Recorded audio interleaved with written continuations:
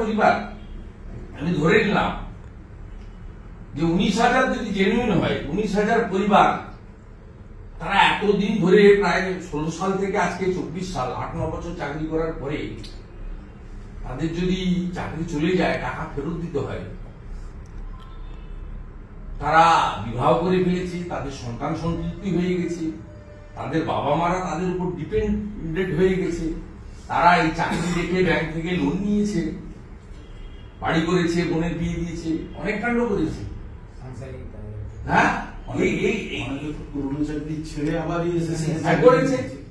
এবং এক্ষেত্রে আপনারা বলবেন যে তাহলে সবাই থাকুক, যে পেয়ে গেছে ভুল করেও যদি পেয়ে গিয়ে থাকে, এটা তো কোনো কথা হতে পারে না। আপনি কেন যোগ্য অযোগ্য বাছাই করবেন না?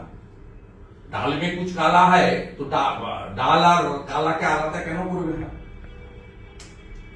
কিন্তু দায়িত্ব এসএসসি এক তো government of India party, union government party, CBI party, অসংখ্য সংগঠন, চাকরিজীবীদের সংগঠন, কর্মপ্রার্থী সংগঠন party, they are the secondary. আপনার কথাই তো এসএসসি শুনতে চাইছে বেশি করে চিফ জাস্টিসের বেঞ্চ। আমরা তো লয়ারকে বলতে পারি না, এটা তো আমাদের লিমিটেশন ক্রস করে যাবে। আমরা কেন এসএসসি লয়ারকে ডাইরেক্ট বলবো? সে কেন আমাদের কথা শুনবে? আমাদের কথা এসএসসি কে বলতে হবে থ্রু ইউ। সেগ্রিগেট যদি না করেন, এর পরবর্তীকালে আপনিও আপনার দায়িত্ব এড়িয়ে যেতে পারবেন না। কলঙ্কের মধ্যে সচিব এসএসসিও যুক্ত থাকবে,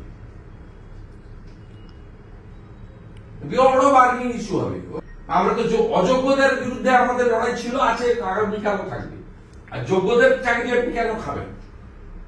আর সরকার তো অ্যাডমিটেড যে অযোগ্যদের চাকরি দিয়েছে 5,800 সামথিং অতিরিক্ত শূন্য পদ।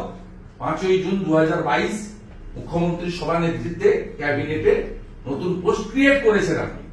গভর্নর ছিলেন জগদীপ ধনখড়, ক্যাবিনেটে সই করেনি বলে আপনি আটকে গেছেন। নয়তো আপনি সেদিন করে পরের মাসে চাকরি ওদেরকে রেগুলারাইজ করে দিতেন।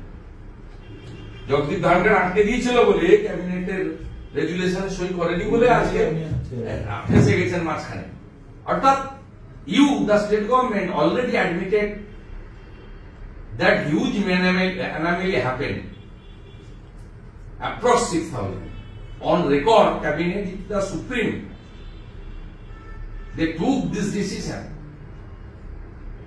to create additional post.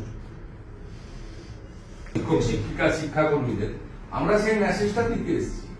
আমাদের কোনো ডাইরেক্ট এক্সিকিউটিভ রোল নেই। We are not not in government, we are opposition. অপোজিশনের কাজ সরকারের ত্রুটি বিচ্যুতি চোখে আঙুল দিয়ে দেখিয়ে দেওয়া,